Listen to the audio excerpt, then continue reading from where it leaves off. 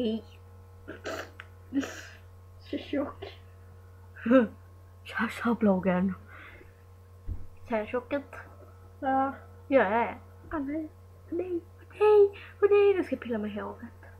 Som alla andra gör. Måste ju vara som alla andra. Och, ja. Det lägger ut där. Ja. För inte det eller? Jag och Jusse har spelat fucking Monopol. Och det var. Jusse vann. För jag trodde jag skulle fucking dö. Helt sinnes var det. Hur mycket pengar hade jag? Jusse hade mer än 100 000 kronor och jag hade 2000. Jag ska vara ärlig nu. Sen gav vi upp för jag är så jävla dålig. Jag klarade spel för det.